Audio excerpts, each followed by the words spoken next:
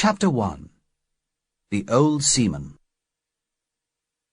Squire Trelawney, Dr. Livesey, and the others have asked me to write down all I know about Treasure Island. My name is Jim Hawkins, and I was in the story right from the start, back in 17... I was only a boy then, and it all began at the time my father owned the Admiral Benbow Inn at Black Hill Cove. I remember so clearly the day when the old seaman came to stay. I can almost see him in front of me as I write. He arrived with his sea chest, a tall, strong man, with a cut across one cheek. He sang that old sea song as he walked up to the inn door. 15 men on the dead man's chest, yo-ho-ho, and a bottle of rum. The old seaman called for a glass of rum, and stood outside, drinking and looking around. Our inn was on the cliffs above Black Hill Cove, and was a wild, lonely place. But the seaman seemed to like it. "Do many people come here?" he asked. "No," my father told him. "Then it's the place for me," said the seaman. "I'll stay here for a bit. You can call me Captain." He threw down 3 or 4 gold coins. "Tell me when I've spent all that." He was a silent man. All day he walked around the cove, or up on the cliffs. All evening he sat in a corner of the room and drank rum and water. He only spoke to our other customers when he was drunk.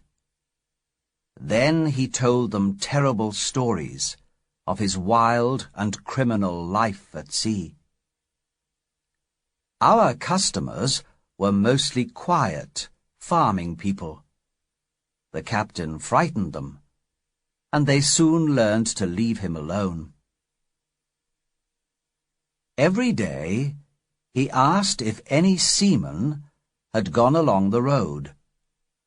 At first we thought he wanted friends of his own kind, but then we began to understand that there was a different reason. He told me to watch for a seaman with one leg, and to let him know the moment when a man like that appeared. He promised to give me a silver coin every month for doing this. I dreamed about this one-legged seaman for many nights afterwards. The captain stayed week after week, month after month. His gold coins were soon used up, but my father was a sick man, and afraid to ask for more. Dr. Livesey came late one afternoon. After he had seen my father, he had dinner with my mother, then stayed to smoke his pipe. I noticed the difference between the doctor, with his white hair and pleasant way of speaking, and that dirty, heavy, red-faced seaman, drunk with rum. The captain began to sing his song. 15 men on the dead man's chest, yo-ho-ho, and a bottle of rum. Drink and the devil had killed off the rest, yo-ho-ho, and a bottle of rum. Dr. Livesey did not like the song. He looked up angrily before he went on talking to old Taylor, the gardener. Others in the room took no notice of the song. The captain beat the table with his hand for silence. The voices in the room died away, all except Dr. Livesey's. The doctor continued to speak. The captain swore softly, then said, "Silence!" "Are you speaking to me, sir?" asked the doctor. "Yes," the captain told him, swearing again. "I have only one thing to say to you, sir," replied the doctor. "If you keep on drinking rum, the world will soon be free of a dirty scoundrel."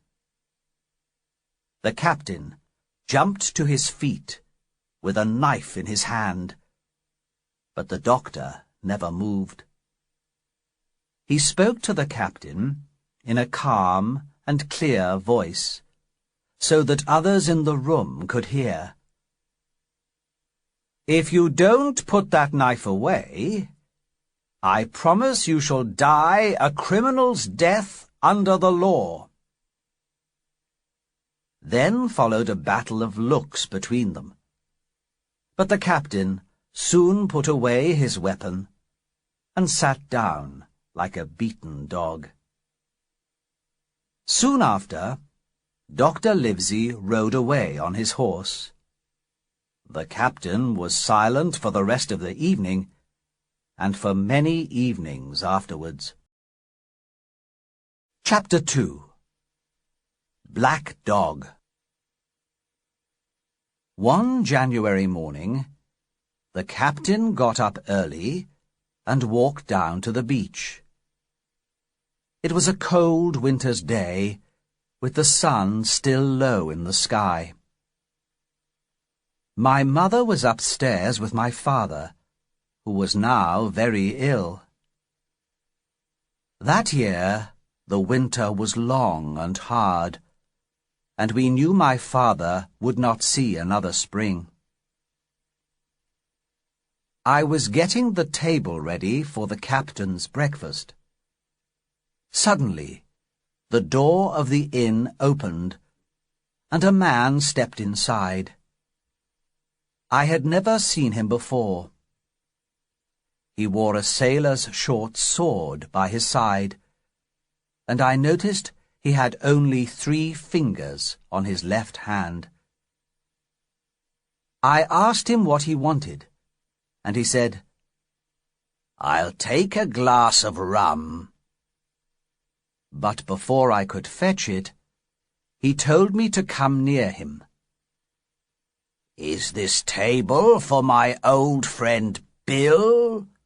the stranger asked, with a terrible smile. I told him I did not know his friend Bill, and the breakfast was for a man who was staying at the inn.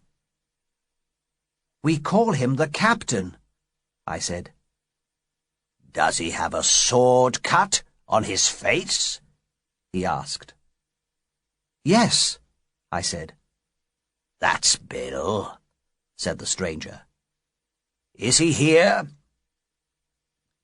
I told him the captain was out walking, and the man waited, like a cat waiting for a mouse. I did not like the look on his face, and was sure the captain would not be pleased to see him. When the captain came back, the man pulled me behind the door. The captain opened the door and walked across the room. "Bill?" said the stranger. The captain turned quickly and saw us. The colour went from his face, and he looked old and sick. "Black dog," he said. He stared at the stranger. "And what do you want?" "I'll have a glass of rum," said Black Dog. "Then you and I'll sit and talk like old friends." I fetched the rum, and they told me to go away. I went out of the room, but the voices became louder. "No! No! And that's an end of it!" I heard the captain shout. "If one is caught, we'll all be caught." There were more shouts, and then the sound of the table crashing over. Next, I heard the sound of swords. Then out ran Black Dog, with blood running down his shoulder. He ran out of the inn and along the road. In a few seconds, he had disappeared from sight. The captain watched him go, then said, "Jim, quick, bring me rum." He turned and went back into the inn, but he could only just stand on his feet. I realized he was feeling ill and ran to fetch the rum. Then I heard him falling and hurried back to find him on the floor. My mother heard the noise and came downstairs. We lifted the captain's head. His eyes were closed, and his face was a terrible colour. At that moment, Dr. Livesey arrived to see my father. He looked at the captain and said to my mother, "His heart can't take much more of this. I told him drinking rum would kill him, and it nearly has." The captain opened his eyes and tried to sit up. "Where's Black Dog?" he asked. "There's no Black Dog here," said the doctor. "Get on your feet, and I'll help you to your bed." Chapter 3. The Black Spot. Later that day, I took the captain a cool drink. "Jim," he said, "you're the only person here worth anything. You'll bring me some rum, won't you, boy?" "The doctor said—" I began. He swore about the doctor. "Look, Jim, one glass is all I ask. I'll pay you for it." "The only money I want," I said, "is the money you owe my father. But I'll get you one glass of rum, no more." He was grateful, and drank it quickly. "Did the doctor say how long I must lie in my bed?" he asked. "A week," I told him. "A week?" he cried. "I can't do that. They'll have the black spot on me by then. They'll come for me." "Who will? Black Dog?" I said. "Yes, but there's worse than him. It's my old sea chest they want, but I'll show them. Jim, if I get the black spot, you go to that doctor. Tell him to bring a crowd of law officers and a local judge to the inn. They can catch Flint's crew, all that are left, at the Admiral Benbow. I was Flint's first ship's officer, and I'm the only one who knows the place. He told me when he was dying. But don't call the law unless they give me the black spot, or if you see the seaman with one leg.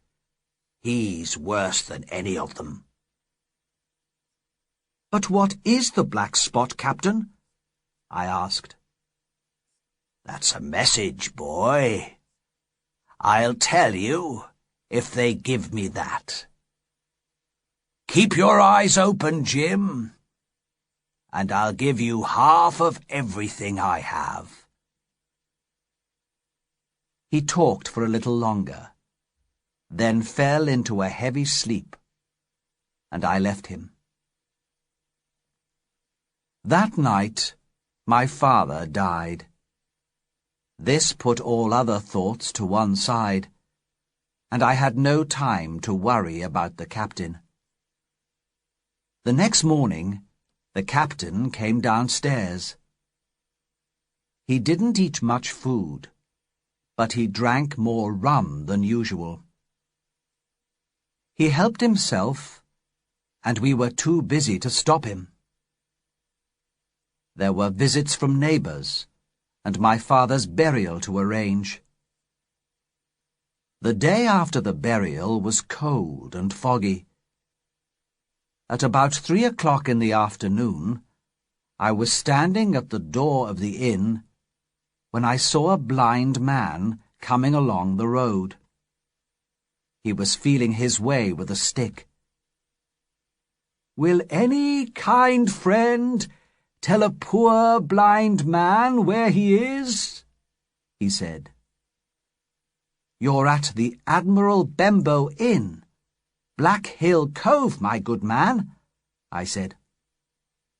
"I hear a young voice," he said. "Will you give me your hand, my kind young friend, and take me inside?" I held out my hand, and the terrible, soft-speaking, eyeless man took hold of it, like a dog biting a bone. He pulled me violently towards him. "Now, boy," he said, "take me to the captain, or I'll break your arm." And I had never heard a voice so cruel and cold.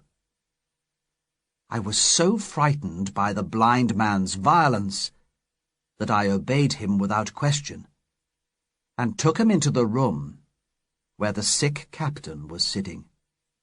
He saw the blind man, and a look of fear passed across his face. "Sit where you are, Bill," said the blind man. "I can't see, but I can hear a finger move. Hold out your right hand." I watched him put something in the captain's hand. "And now that's done," said the blind man, and he quickly went out of the inn. I heard his stick tap, tap, tapping away along the road. The captain opened his hand and looked into it. "10 o'clock!" he cried, and jumped up. He put his hand round his neck, made a strange sound, and fell, face down onto the floor. I ran to him, calling to my mother, but the captain was dead. Chapter 4. The Sea Chest. On the floor, close to the captain's hand, was a little round piece of paper, blackened on one side. I had no doubt that this was the black spot. On the other side was some writing. "You have till 10 o'clock tonight." Our old clock reminded me it was now 6. Quickly, I told my mother everything, and we decided to run to the village to hide before the blind man and his friends returned. "But first," my mother said bravely, "we have to get the key to the sea chest. Why shouldn't we take the money the captain owes us? His friends certainly won't give it to us." The key was around his neck on a piece of string. I cut the string, and we hurried up to his room, where the chest had stood since the day he came. There was a letter B painted on the top of it. Inside were 2 very fine pistols, some silver, pipe tobacco, and an old clock. Underneath these things were some papers, tied up inside a cloth, and a bag of gold coins. "I'll show these scoundrels I'm an honest woman," said my mother. "I'll take what I'm owed, and no more." She began counting the money. There were all kinds of gold coins in the bag. Big French gold coins, Spanish doubloons, and pieces of 8. It was slow work to find the English gold guineas that we needed. We were halfway through when I heard a sound that filled my heart with fear. The tap-tapping of the blind man's stick on the frozen road. Then it knocked against the inn door, and we did not breathe. But then the tapping started again, and slowly died away. "Mother," I said, "take it all, and let's go before the blind man comes back with his friends." But my mother went on counting, until we heard a low shout coming from the hill outside. "I'll take what I have," she said, jumping to her feet. "And I'll take this for what I'm owed," I said, and picked up the cloth of papers. We ran from the inn and along the road to the village. It was dark, but there was a full moon. We heard running feet coming towards us. "Take the money and run on," my mother said breathlessly. But I refused to leave her. Quickly, I pulled her off the road and down under a small bridge.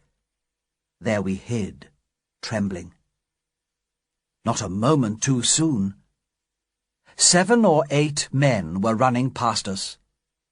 3 men ran in front, and I saw that the one in the middle was the blind man. Silently, I climbed back up to the road and lay in the long grass to watch what happened. "Down with the door!" the blind man shouted. 4 or 5 of them broke down the door of the Admiral Benbow and ran inside. There was a shout. "Bill's dead!" The blind man swore at them. "Look upstairs and find the chest!" he cried. I could hear their feet on the stairs. Then a voice shouting down to the blind man in the road outside. "Pew! They've been here before us. The money's here, but Flint's papers have gone." "It's those people of the inn! It's that boy!" shouted the blind man Pew. "Search and find 'em!" Just then there came the sound of horses and riders thundering along the road. It was heard by the men in the inn, and in a second they were out in the road, running into the darkness of the fields. They did not wait for blind Pew, who tried to follow them, tapping wildly with his stick. "Johnny Black Dog! You won't leave your old friend Pew, boys? Not old Pew!" He was still in the middle of the road when the horses thundered up to the inn. Pew turned with a scream, but he turned the wrong way and ran straight into the first of the horses. The rider tried to save him, but failed. Down went Pew under the horse's feet, with a cry that rang high into the night. It was all over in seconds, and Pew didn't move again. I jumped up and shouted to the riders. One of the men was Captain Dance, the law officer from the nearby town. He had heard reports of a pirate ship in Black Hill Cove, and had come looking for the pirates. I told him my story, and he and his men chased the pirates down into the cove. But by the time they got to the beach, the ship was already out to sea. "Well," said Captain Dance when he returned, "at least we finished off Pew." We took my mother to a house in the village, then went back to the Admiral Benbow. Inside, everything was smashed and broken. "What were they looking for, Hawkins?" asked Mr. Dance. "They got the money from the chest," I said. "But I think I have what they wanted most. I'd like to get it to a safe place. I thought perhaps Dr. Livesey—" "Quite right," said Mr. Dance. "He's the local judge, and I ought to report Pew's death to him or Squire Trelawney. I'll take you with me to his house." Dr. Livesey was not at his house, but with the squire at his home, so Captain Dance and I went on there. I had never seen Squire Trelawney so near. He was a big, tall man, with a red face, and was sitting beside a fire with Dr. Livesey. "Come in, Mr. Dance," he said. Mr. Dance gave his report, and both men listened with deep interest. "And so, Jim," said the doctor, "you have the thing that they were looking for, have you?" "Here it is, sir," I said, and gave him the papers, tied inside the cloth.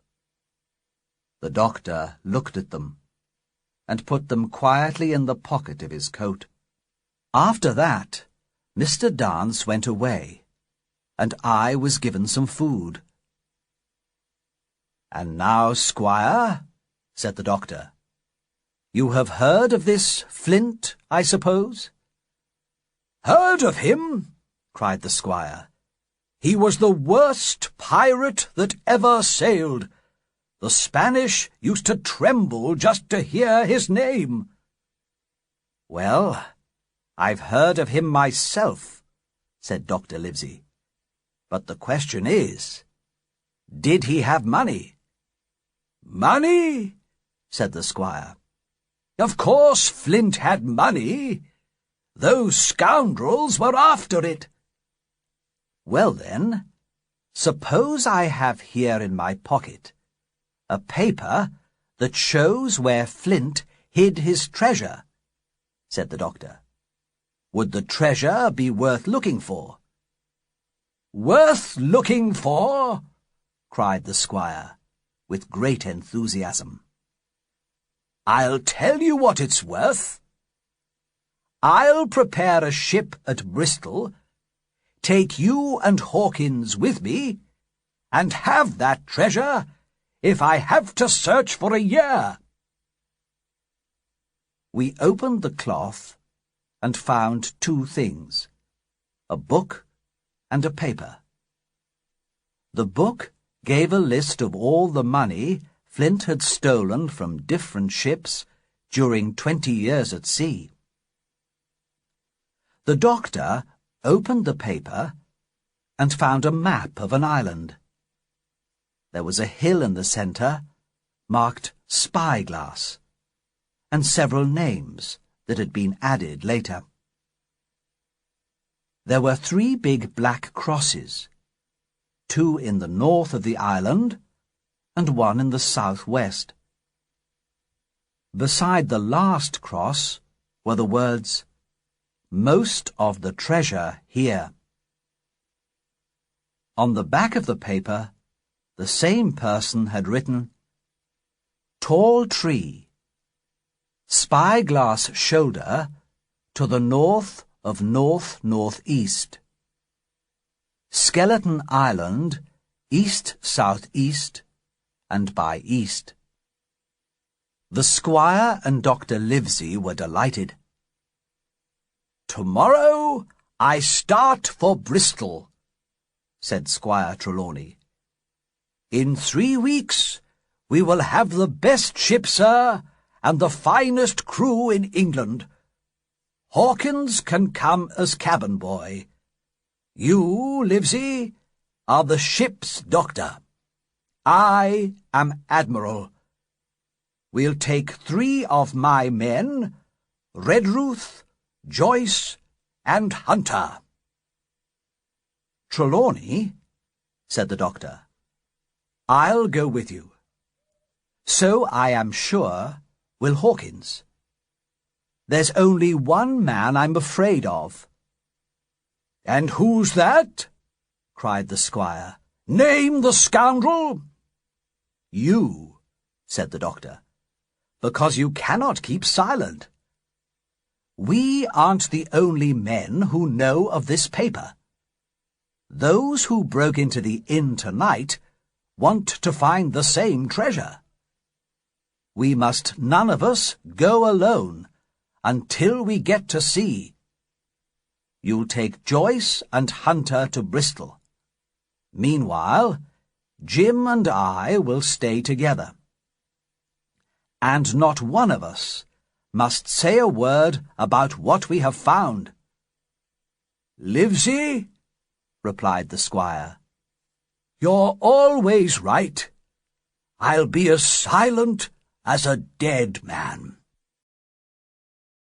Chapter 5. I Go to Bristol.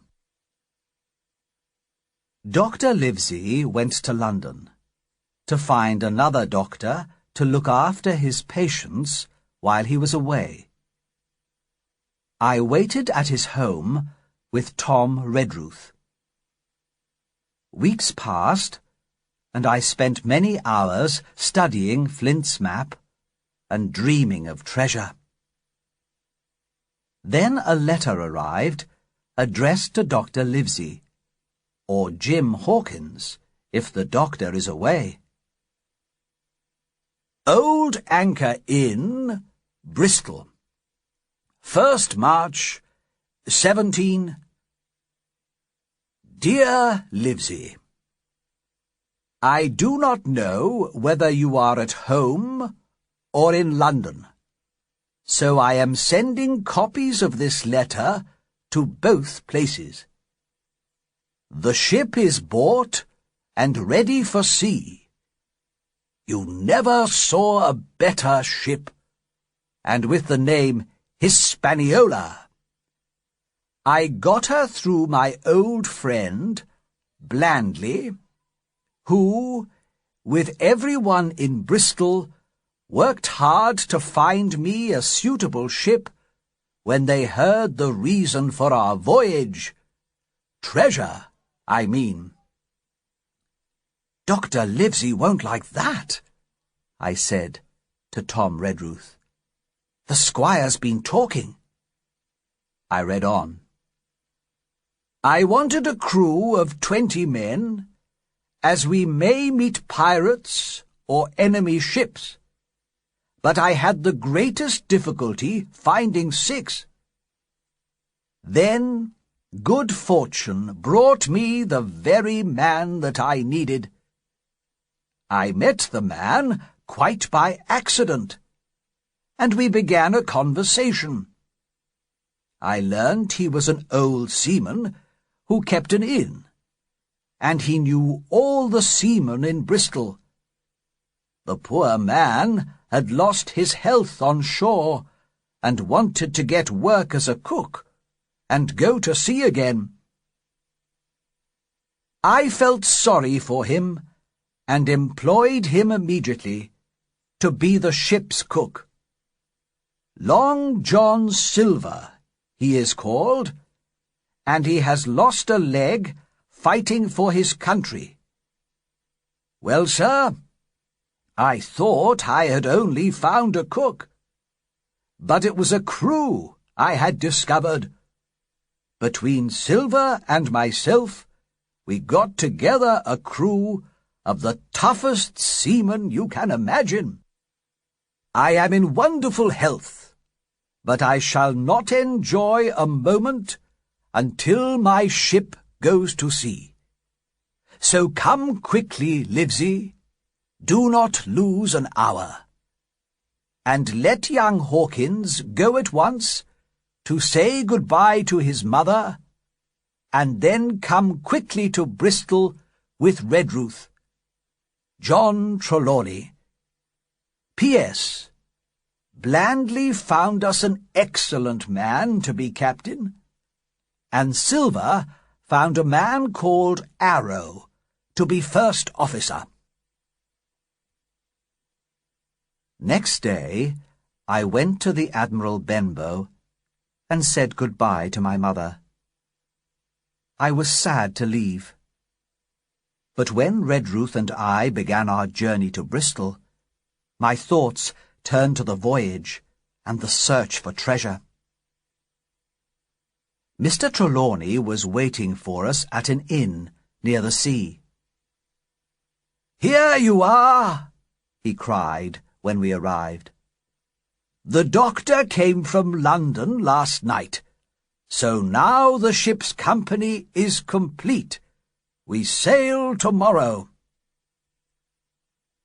After I had finished breakfast, the squire gave me a note to take to Long John Silver at the Spyglass Inn. It was a bright little place, where the customers were mostly seamen. As I entered, a man came out of a side room, and I knew immediately he must be Long John. His left leg was cut off above the knee, and he walked with a crutch under his left shoulder. He was tall and strong, with a big, smiling face.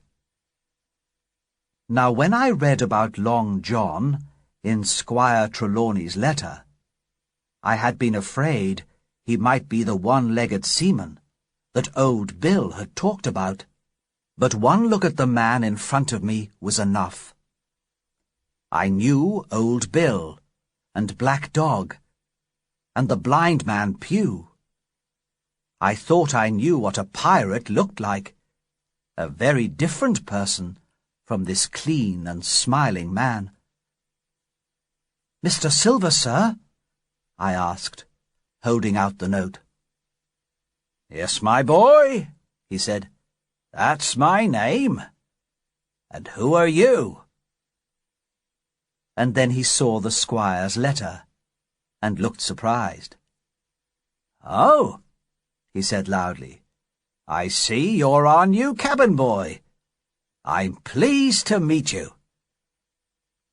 Just then, a customer got up suddenly and hurried to the door. I recognized him as the man with only 3 fingers on his left hand, the one who had come to the Admiral Benbow. "Stop him!" I shouted. "It's Black Dog!" "I don't care who he is," said Silver. "He hasn't paid for his drinks. Run and catch him, Harry." A man jumped up and ran after Black Dog. "What was his name?" asked Silver. "Black what?" "Dog, sir," I said. "Hasn't Mr. Trelawney told you about the pirates? He was one of them." "A pirate? I didn't know that," said Silver. "I've seen him before, when he came with a blind man." "That was Blind Pew, another pirate," I said. "That was his name," said Silver. I watched the sea cook carefully. But when the man Harry came back without the pirate, Silver seemed angry, and I believed he was. "I'll come with you to tell Mr. Trelawney what's happened," he said. "This is a serious matter." As we walked back, Silver told me many interesting things about the ships that we passed. I began to think he was going to be a good companion to have when we were at sea. When we got to the inn, the squire and Dr. Livesey were there. Long John told them about Black Dog, saying, "That was how it was. Wasn't it, Hawkins?" And I had to agree. We were all sorry about Black Dog getting away, but there was nothing we could do. "All the crew must be on board by 4 o'clock this afternoon," Trelawney told Long John. "Right, sir," said the sea cook, and he left us to return to his inn. "Trelawney," said Dr. Livesey, "I don't always think you find the best men, but I'll say this. John Silver seems a good man. Now, let's go and see the ship." Chapter 6. The Ship and Its Men. We went out to the Hispaniola in a small boat. Mr. Arrow met us, and it was clear that he and the squire were very friendly. But things were not the same between Mr. Trelawney and the captain. Captain Smollett seemed angry with everybody on board, and told us why. "I don't like this voyage," he told us. "I don't like the men, and I don't like my first officer." "Perhaps, sir, you don't like the ship," said the squire angrily. "I can't say that, sir, as I haven't yet sailed her," replied the captain. "She seems a good ship." "Possibly, sir, you don't like your employer either," said the squire. Now, let's not argue," said Dr. Livesey. He turned to the captain. "You say you don't like this voyage," he said. "Please explain." "I was employed, sir," said the captain, "on secret orders, and to sail this ship where that gentleman ordered me to sail it. Now I find every other man on this ship knows more than I do. I don't call that fair. Do you?" "No," said Dr. Livesey. "I don't." "Next," said the captain, "I learn we are going to look for treasure. Hear it from my own crew. Now I don't like treasure voyages at the best of times, and I certainly don't like them when they are secret. Also, a captain is usually allowed to choose his own crew." "That's true," agreed the doctor. "And you don't like Mr. Arrow?" "No, sir," replied Captain Smollett. "He's too friendly with the crew." "Tell us what you want," said the doctor. "First of all, the men are putting the powder and weapons in the front of the ship," said the captain. "Now, you have a good place under the cabin. Why not put them there? Second, you are bringing 4 of your own people. Let them sleep here beside the cabin." "What else?" asked Mr. Trelawney. "Only one thing, sir," said the captain. "There's been too much talking already. I'll tell you what I've heard, that you have a map of an island. That there's crosses on the map to show where treasure is, and that the island is—" Then he told us the exact place. "I never told that to anyone," cried the squire. "The crew know it, sir," replied the captain. "I don't know who has this map, but I want it to be kept secret, even from me and Mr. Arrow. If not, I will ask you to let me leave the ship." "You want us to keep all this a secret?" said the doctor. "And you want all the weapons and powder to be kept near us. In other words, you fear a mutiny." "I did not say that, sir," replied Captain Smollett. "No captain could go to sea believing that." And he went away. "Trelawney," said the doctor, "I believe you have managed to get 2 honest men on board. That man and John Silver." "Silver, yes," said the squire. "But the captain acts neither like a man nor a good seaman." "Well," said the doctor, "we shall see." We were moving the weapons and powder when Long John came aboard. The cook came up the side as quick as a monkey and saw what we were doing. "What's this?" he wanted to know.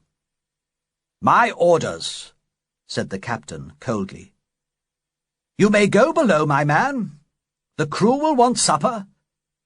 "Yes, sir," said the cook, and disappeared quickly. "That's a good man, Captain," said the doctor. "That may be, sir," replied Captain Smollett. Chapter 7. The Apple Barrel. We sailed at the first light of day. I was more tired than ever before, but everything was so new and interesting, I would not leave the deck. "Let's have a song!" cried one of the men. Long John began to sing that song I knew so well. 15 men on the dead man's chest.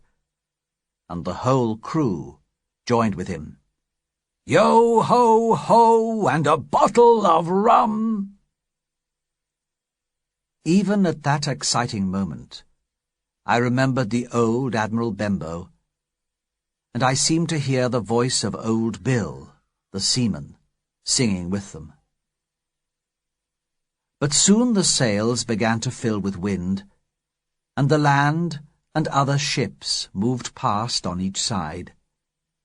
The Hispaniola had begun her voyage to Treasure Island. I am not going to describe the voyage in detail.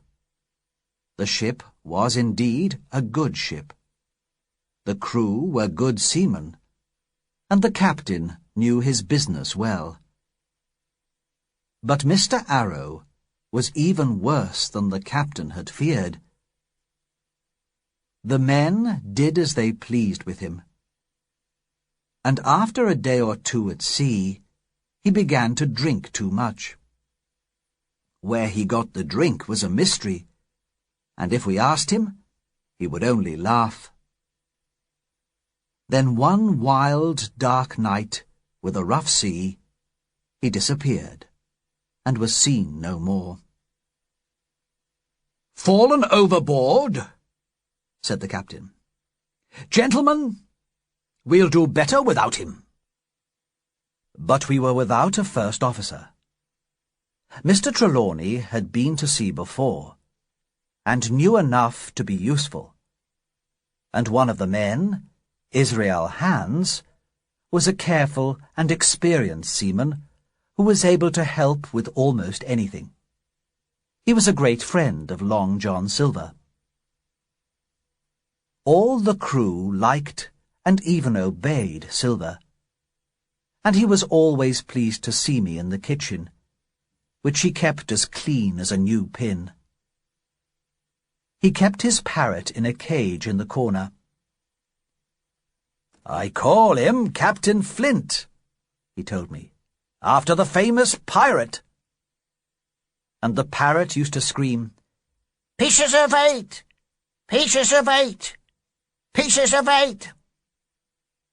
The captain and Mr. Trelawney still did not like each other, and the squire didn't try to hide it. The captain spoke few words, but agreed that the crew were better than he'd hoped for, and that the ship was a fine one. The crew seemed happy, which was not really surprising.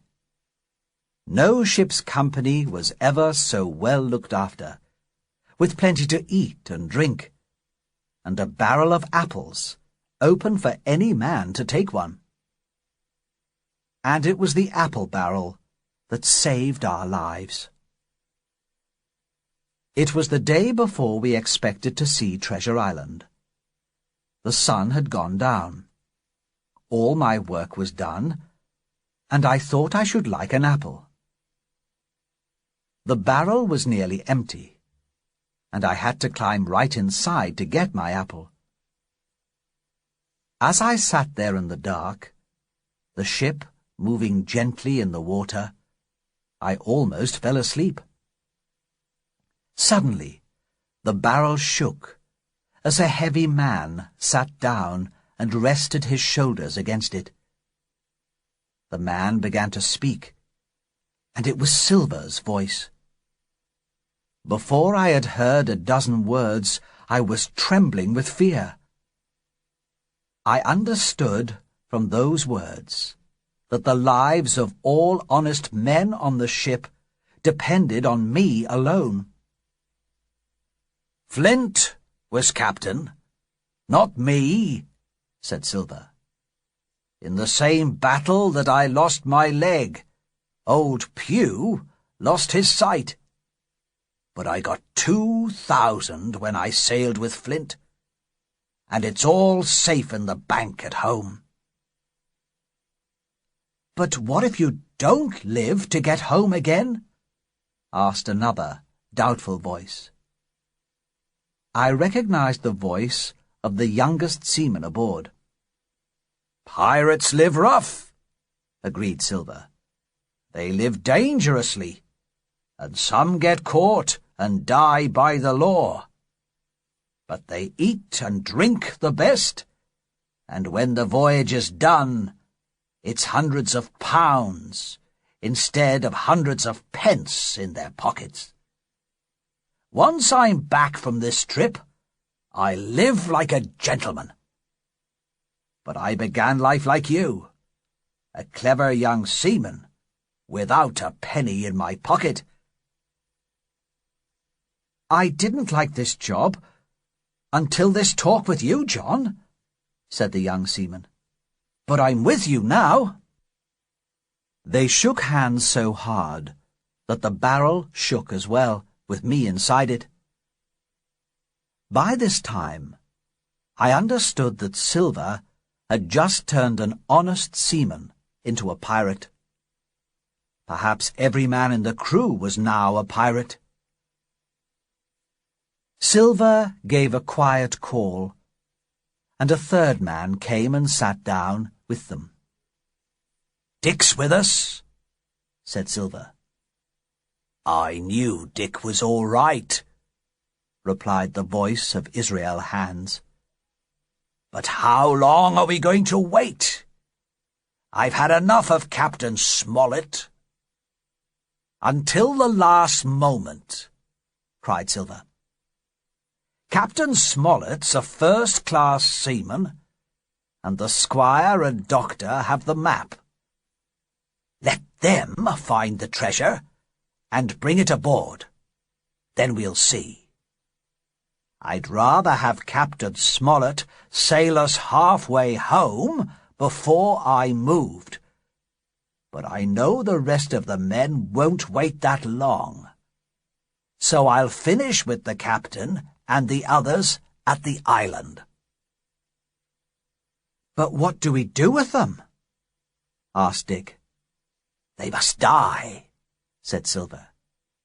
We don't want them coming home later to tell what happened. Now, Dick, get me an apple. I'm thirsty." You can imagine my horror. I heard Dick begin to rise, but Hans said, "Oh, let's have some rum, John." Silver sent Dick to fetch the rum. Then Israel said something to the cook in a low voice, and I heard only a word or two. But they were important words. "Not another man will join." So there were still some honest men on board. I looked up and saw the moon had risen. At the same time, the voice of one of the crew shouted, "Land!" There was the sound of many feet running across the deck. I quickly got out of the barrel and was in time to join Hunter and Dr. Livesey and the rest at the side of the ship. Away to the southwest, we saw 2 hills. Rising behind one of them was a third hill, even higher, and with its top still hidden in fog. Captain Smollett gave orders, and the Hispaniola turned, so that the ship would sail just clear of the island on the east. "Has anyone seen that land before?" he said. "I have, sir," said Silver. "I was cook on a ship that stopped here once. There's a safe place to anchor in the south, behind a little island called Skeleton Island. Those 3 hills we can see are on the big island. They're in a row running south. The biggest is called Spyglass." "Thank you," said Captain Smollett.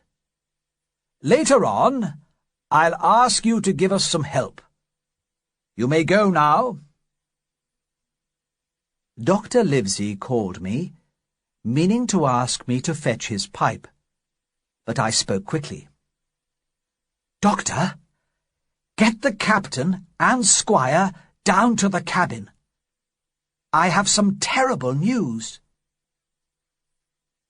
He went across and spoke to the other 2.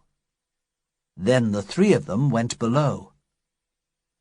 Soon after, a message came that I was wanted in the cabin. I told them, in as few words as possible, what Silver and the others had said, and they listened without speaking. It was a warm night, and I saw the moon shining on the sea as I told my story. "Captain," said the squire, when I'd finished, "you were right, and I was wrong. But I've never known a crew planning to mutiny that did not show some sign of it before," said the captain. "That's Silver," said the doctor. "He's a very clever man." "He'd look very clever with a rope around his neck, sir," replied the captain. "But we must make a plan. We can't go back, or they would know at once. But we have some time before the treasure is found, and there are some honest men among the crew. Your men, Squire?" "As honest as myself," agreed Mr. Trelawney. "And ourselves," said the captain. "That's 7, with young Hawkins here. Now, what other honest men are there?" "Probably the men Trelawney chose before he met Silver," said the doctor. "No," said the squire. "Hans was one of them. "Well, gentlemen," said the captain, "we must wait and watch carefully until we know our men." Chapter 8 Treasure Island. Next morning there was no wind, and we were half a mile from the eastern coast of the island. Although the sun shone bright and hot, I hated the thought of Treasure Island, afraid of what would happen there. Because there was no wind, the small boats pulled the ship 3 or 4 miles round the island, to a safe place to drop the anchor. I went in one of them. It was hard work pulling the ship, and the men argued. Afterwards, they sat around the deck, and the smallest order was received with an angry look. "If I give another order," said the captain, "the whole crew will mutiny. Only one man can help us." "And who is that?" asked the squire. "Silver," replied the captain. "He wants to keep things calm as much as we do. He wants the men to wait. Let's allow them an afternoon on shore. If they all go, we'll have the ship. If some go, Silver will bring them back as gentle as sheep." Guns were given to all the honest men. Hunter, Joyce, and Redruth were told what was happening, and were less surprised than we expected them to be. Then the captain went on deck to talk to the crew. "Men, you've had a hot, tiring day," he said. "The boats are still in the water. Any man who wants to can go ashore for the afternoon. You'll hear a gun half an hour before the sun goes down to call you back." They all became happier at once. I think they thought they would find the treasure lying around on the beach. After some talk, 6 men stayed on board, and the others, with Silver, got into the small boats. I then had the first of the mad ideas that helped to save our lives. If 6 men were left, we could not take control of the ship. And because only 6 were left, the captain's men did not need my help. So I quickly went over the ship's side and into the nearest boat. No one took much notice of me. Only one man saying, "Is that you, Jim?" But Silver called from the other boat, wanting to know if it was me. Then I began to worry if I had done the right thing. The crews rowed to the beach, and our boat arrived first. I ran towards the trees. Silver and the rest were 100 meters behind, and I heard him shouting, "Jim! Jim!"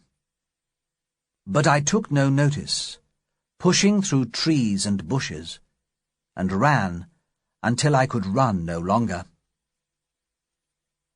I was pleased to lose Long John, and began to enjoy looking around this strange island. I crossed wet ground, and came to a long, open piece of sand, then went on to a place where the trees had branches that were thick and close to the sand. Just then I heard distant voices, Silver's among them, and hid behind a tree. Through the leaves I saw Long John Silver and another of the crew, talking together. "I'm warning you, because I'm your friend, Tom," Silver was saying. "Silver," said Tom, "you're old, and you're honest, or so men say, and you've money too, which lots of poor seamen haven't, and you're brave. Why let yourself be led away with that kind of scoundrel? I'd rather die than—" Suddenly there was a noise of distant shouting, then a long, horrible scream. I had found one honest man here, and that terrible, distant scream told me of another. "John," said Tom, "what was that?" "That?" replied Silver. His eyes shone like pieces of broken glass in the sun. "That'll be Alan." "Alan?" cried poor Tom. "An honest and true seaman! John Silver, you've been a friend of mine, but for no longer. You've killed Alan, have you? Then kill me too, if you can." The brave man turned his back on Silver and began to walk back to the beach. With a shout, Silver threw his crutch through the air. It hit poor Tom between the shoulders, and he fell to the ground with a cry. Silver, as quick as a monkey, was on top of him in a moment. Twice he dug his knife into that poor body. As I watched, the whole world seemed to swim away before me in a mist. Silver, the birds above, the tall spyglass hill. When I was myself again, Silver was standing with his crutch under his arm, cleaning the blood from his knife with some grass. As silently as I could, I began to move away, and as soon as I was clear of the trees, began to run as I had never run before.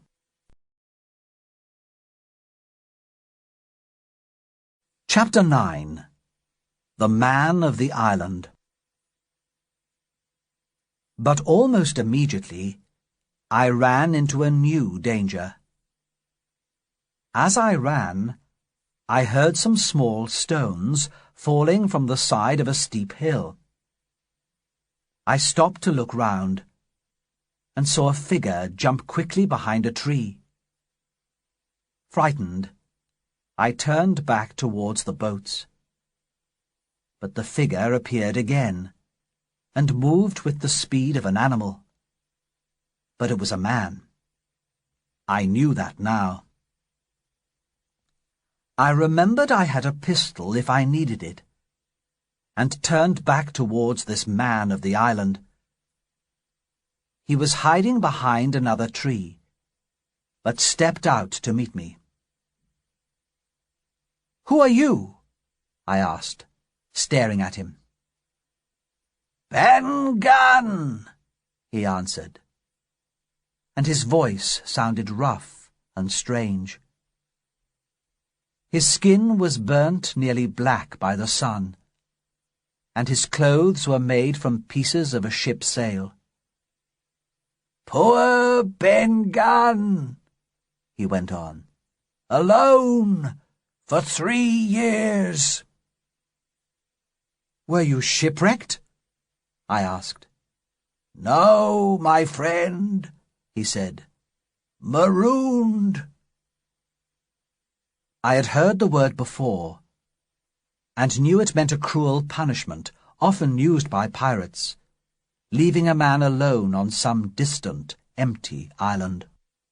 "Marooned 3 years," he continued, "living on wild goats and fish.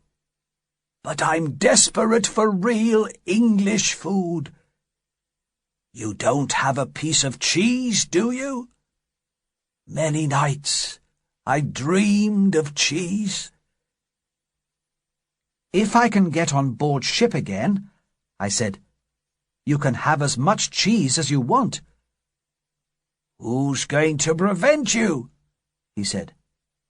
And tell me your name. Jim, I told him. Well, Jim, he said, looking around and lowering his voice to a whisper. I'm rich.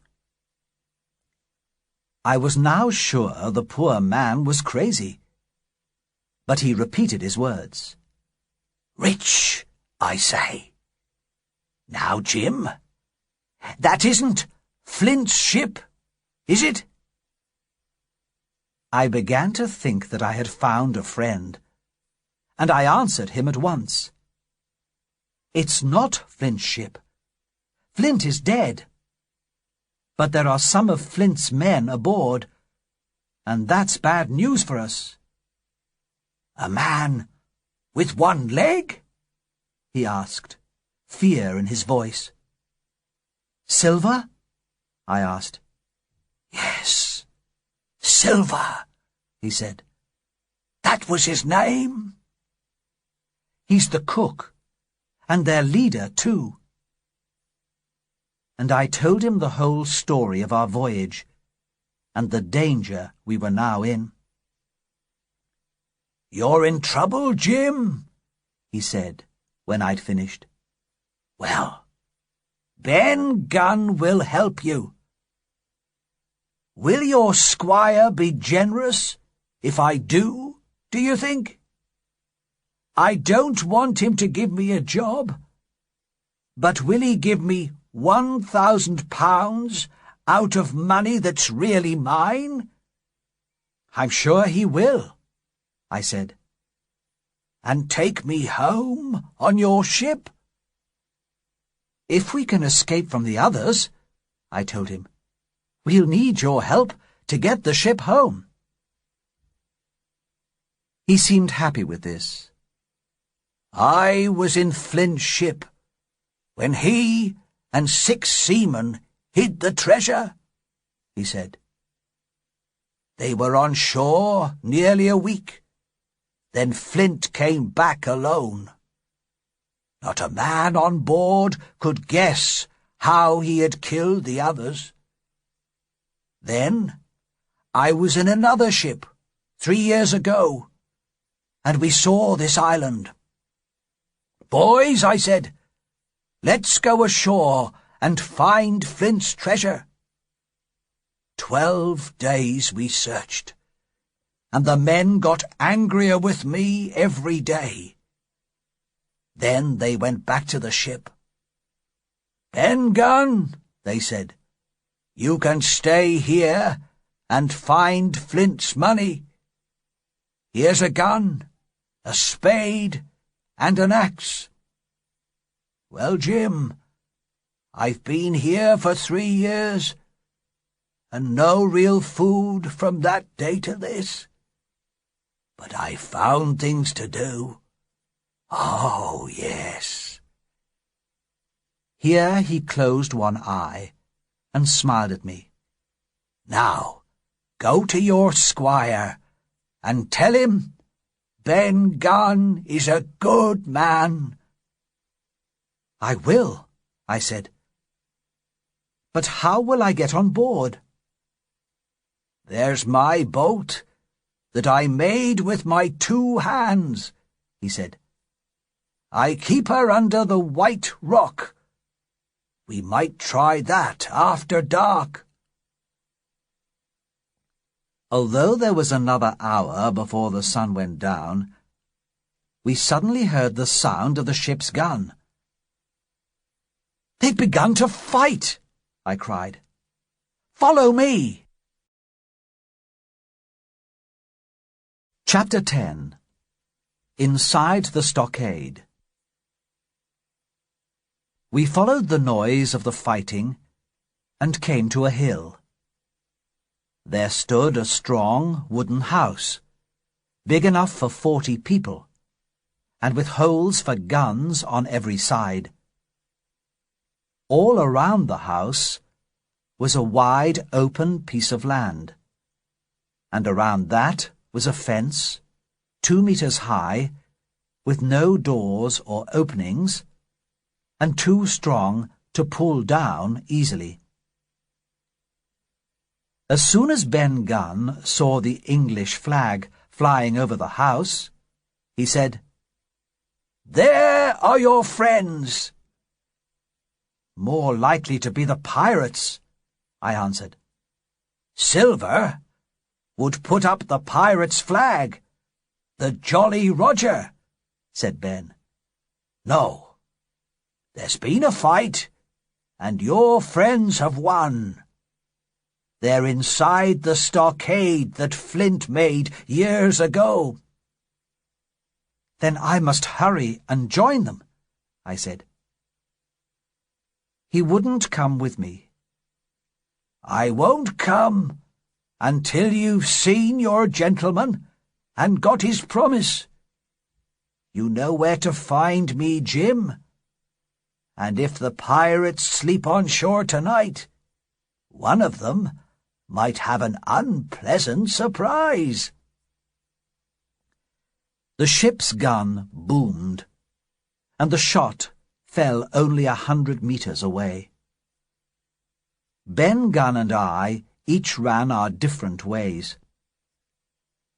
The firing continued for another hour, and I moved quietly through the trees to the shore.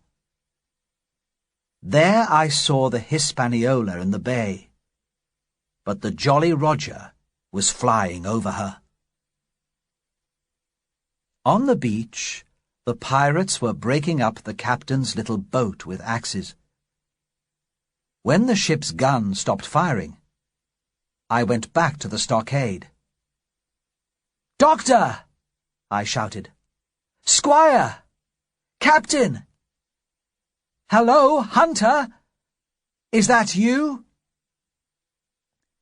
Dr. Livesey came out of the house in time to see me climbing into the stockade, and my friends welcomed me happily.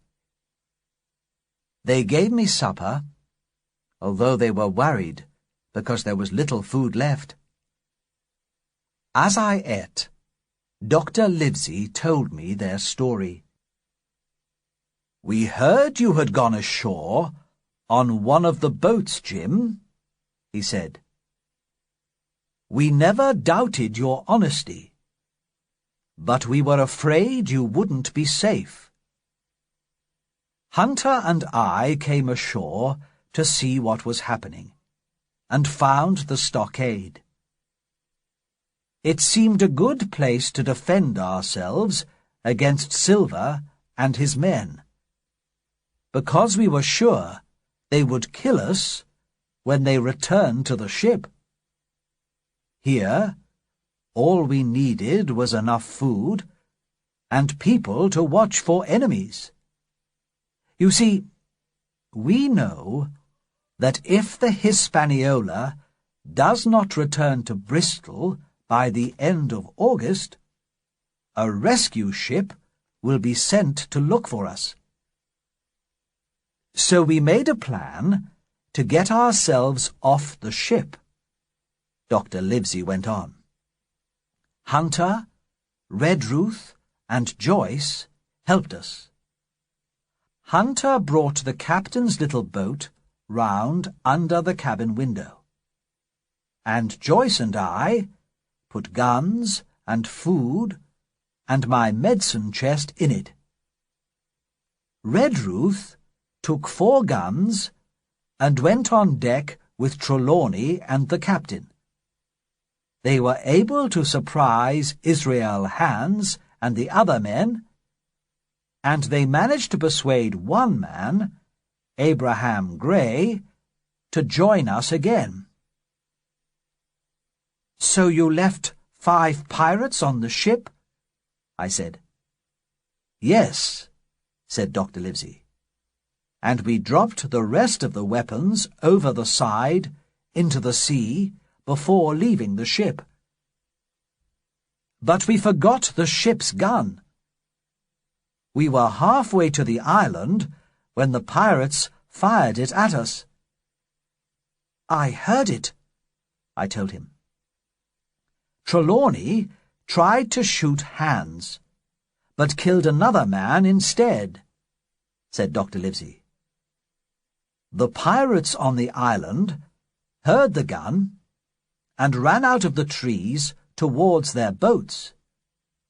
Then our small boat began to go down, and we found ourselves in the water. Most of the food was lost, and we had only 2 dry guns out of 5. Somehow we got ashore and into the stockade, but we knew there was going to be a fight. But you won, I said. Yes, agreed Dr. Livesey. We killed another of their men, badly wounded another, but lost one of our own, poor Tom Redruth. After the doctor had finished, I told them my story, and about Ben Gunn. Then we began to talk about what to do next.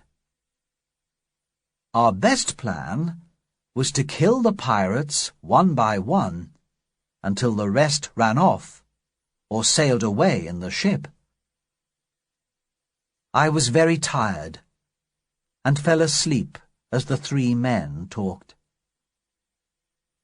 It was the sound of voices shouting that woke me the next morning. "A white flag!" I heard someone say. "It's Silver!" I ran to a hole in the wall and looked through. 2 men were outside the stockade, one waving a white cloth. The other man was Silver. It was a very cold morning, the sky bright and without a cloud, but Silver and his man were standing in a low mist. "What do you want?" shouted Captain Smollett. The man beside Silver replied, "Captain Silver, sir, to talk about peace." "Captain Silver?" said the captain. "Who is he?" Long John answered, "Me, sir. The men chose me to be captain after you deserted the ship. We're willing to make peace if we can all agree. All I ask is your promise to allow me safely out of the stockade." "I don't want to talk to you," said Captain Smollett. "But if you want to talk to me, you may come." Silver came towards the stockade, threw his crutch over the fence, then climbed after it. With great difficulty, he walked up the hill of soft sand. "Aren't you going to let me inside?" said Long John. "It's a cold morning to be outside." "If you were an honest man, Silver," said the captain, "you could be in your kitchen. You're either my ship's cook or Captain Silver, a dirty pirate. Now, if you've anything to say, say it." "Well now, Captain Smollett," said Silver, sitting down in the sand, "you were very clever last night. One of you is very quick with a knife, isn't he?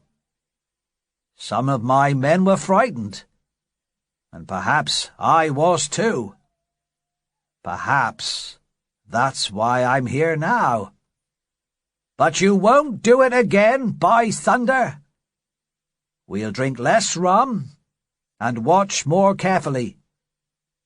I was asleep, but I almost caught you. The man you knifed wasn't dead when I reached him. "Well?" said Captain Smollett, pretending to understand.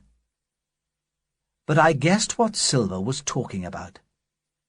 I remembered Ben Gunn's last words to me. Perhaps he had visited the pirates during the night, when they were lying around their fire full of rum.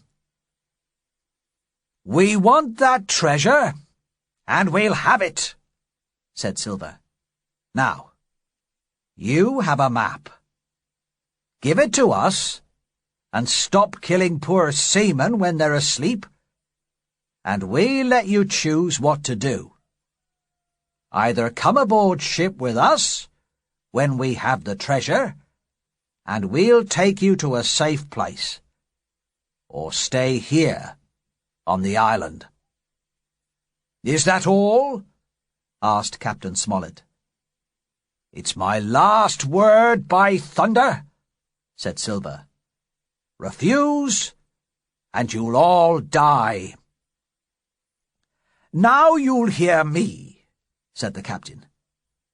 "If you come up, one by one, without weapons, I'll take you home to a fair trial in England. You can't find the treasure without the map. None of you knows how to sail the ship home. And you can't fight us. Grey got away from 5 of you. If you say no, the next time I see you, I'll put a bullet in your back. Now, get out of here quickly."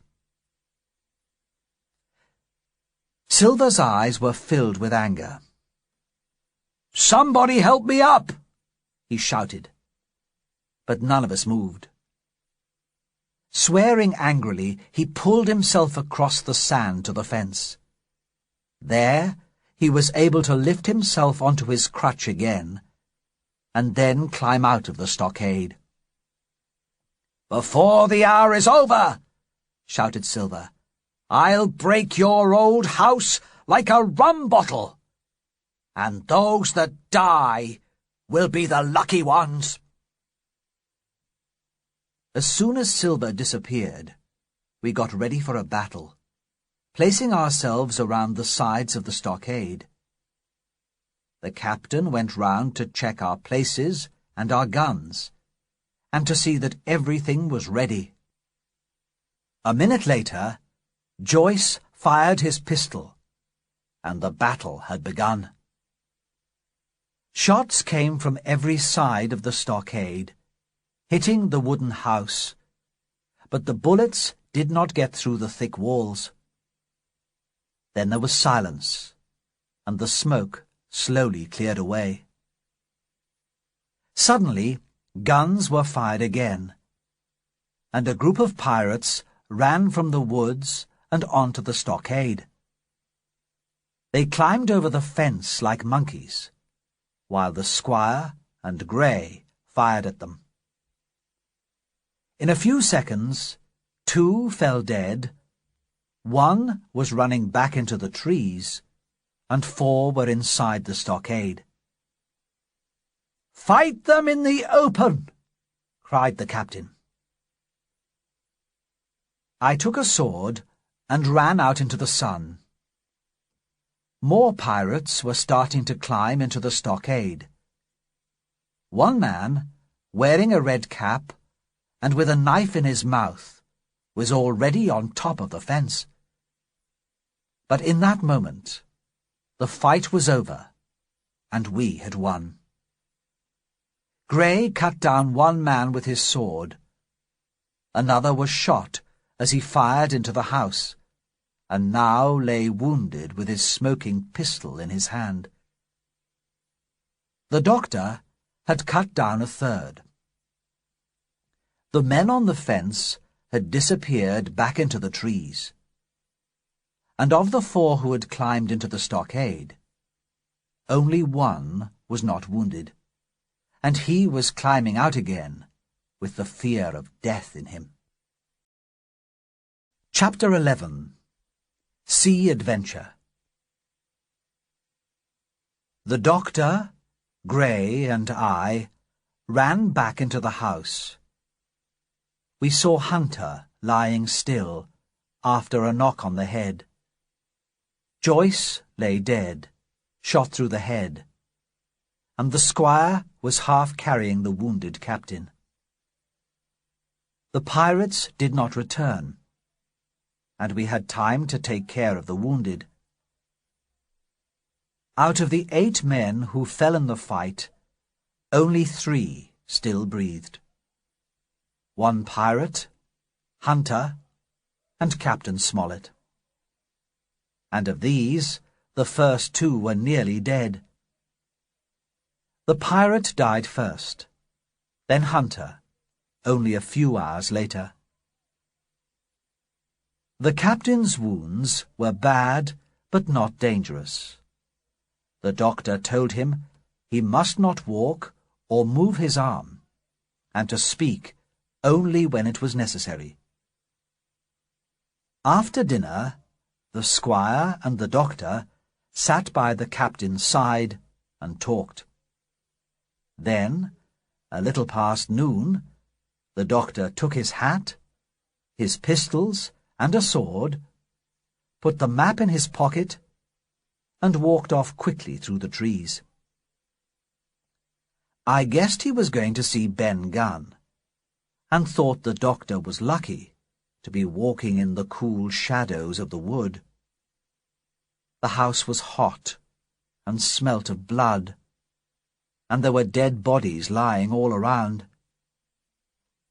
Suddenly, I wanted to get away from that place, and I had an idea. I would go and look for Ben Gunn's boat. Perhaps we would need it sometime. That was my excuse to myself, although I knew it was wrong of me to leave only 2 unwounded men to guard the stockade. It was also wrong of me to leave secretly, but that is what I did. I filled my pockets with bread, then took 2 pistols and the powder for them. When Gray and Mr. Trelawney were helping the captain, I climbed quickly out of the stockade and ran into the trees. I made my way towards the east coast. It was late in the afternoon, but still warm. Soon, cool air began to reach me, and suddenly, there was the sea. I walked along the edge, then up to a small, sand-covered hill.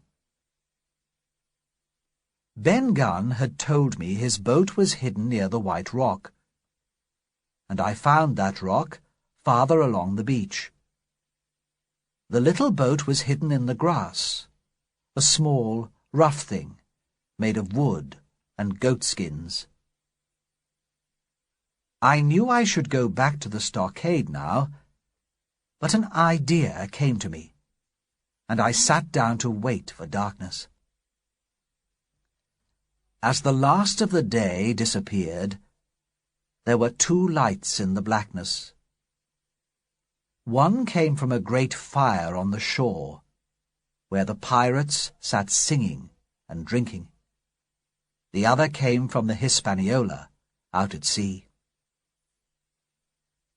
I put the small boat on my shoulders and carried it to the edge of the water. Then I put it in the sea. It was a very safe boat, but difficult to control.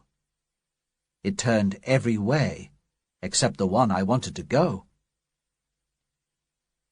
The sea carried me out to the Hispaniola. I knew if I cut the anchor rope at the wrong moment, the Hispaniola would make a sudden move out to sea, and my boat might be knocked out of the water. So I took my knife and cut almost through the rope, then waited, listening to the sound of 2 loud voices coming from the cabin. Both men sounded drunk, and both were angry.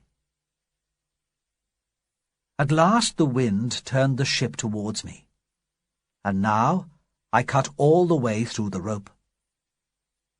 As fast as I could, I pushed my little boat along the side of the ship, desperate to get away before the ship crashed into me.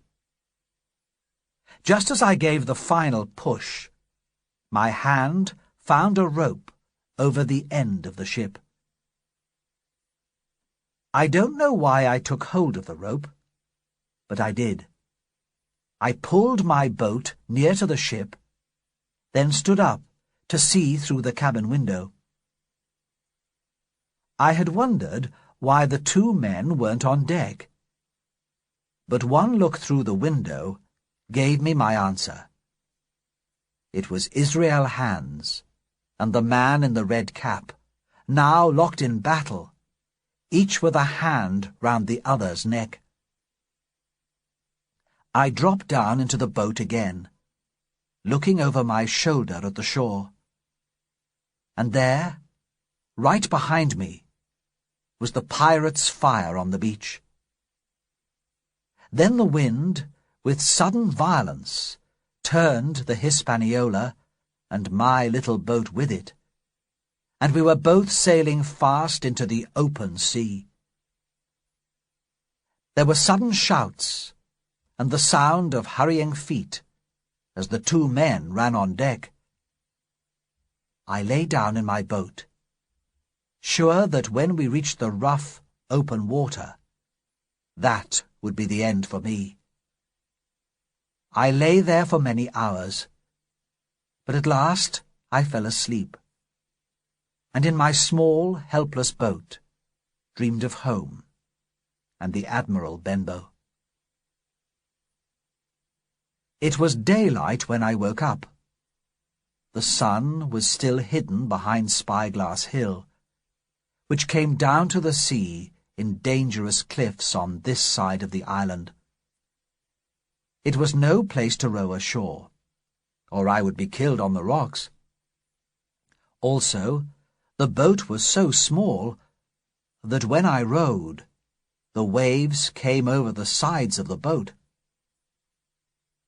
I decided to wait until the sea took me somewhere safer, on the north side of the island.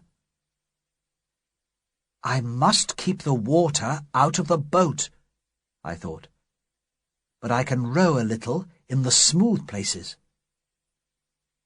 It was very tiring work, and it kept me busy, so that I did not look up and see the Hispaniola until she was just half a mile away from me. But something strange was happening to her. First, the ship turned north, then suddenly to the west again. She's out of control, I thought. Then the ship turned again, big and dangerous, as she came closer and closer to Ben Gunn's little boat. Suddenly, I was on the top of one wave as she came thundering over the next. And there she was, almost upon me. I jumped up, pushed the boat under the water with my feet, and caught one of the ship's ropes. Then I heard the Hispaniola hit the little boat, and I was left with no way to escape. Chapter 12. Israel Hands. I lost no time and climbed up the rope onto the deck of the ship. The two men were there, Redcap on his back, Israel Hands against the side, his face white. There was dark blood around them on the deck, and I was sure each had killed the other in their drunken fight. Then Israel Hands turned with a low cry of pain. He looked across at me and whispered one word. "Rum!" I went below to the cabin, where there were empty bottles on the floor, and tobacco smoke filled the air. I found a bottle with some rum left in it, and found some water and some bread and cheese for myself. I took the bottle back on deck, where Hans drank half the rum before taking the bottle from his mouth. "By thunder," he said, "I wanted some of that. But where have you come from?" "I've come to take control of this ship, Mr. Hans," I said. "So please remember, I'm your captain." He watched me pull down the Jolly Roger and throw it overboard. Then he said, "I expect you'll want to go ashore now. Suppose we talk about it." There was some colour back in his cheeks, but he looked very sick. "Who's going to sail the ship now? You can't do it. But if you give me food and drink, and a handkerchief to tie up my wound, I'll tell you how to sail her." "All right," I agreed. "We'll go into North Inlet and quietly put her on the beach there." In 3 minutes, I had the Hispaniola sailing easily before the wind, along the coast of Treasure Island. Then I went below and got a handkerchief and helped Hans tie up the great bleeding wound in his leg. He ate a little and drank more of the rum. Then he began to look a little better. We sailed ahead of the wind, the island moving past quickly. After my success, I was less sorry about deserting the stockade. There was only one thing that worried me.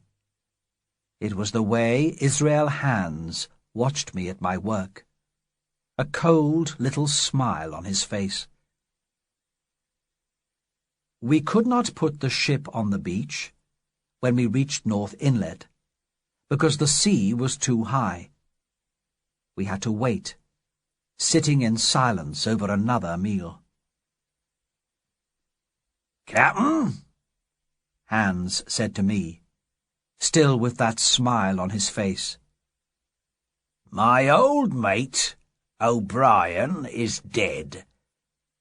Can you throw him overboard?"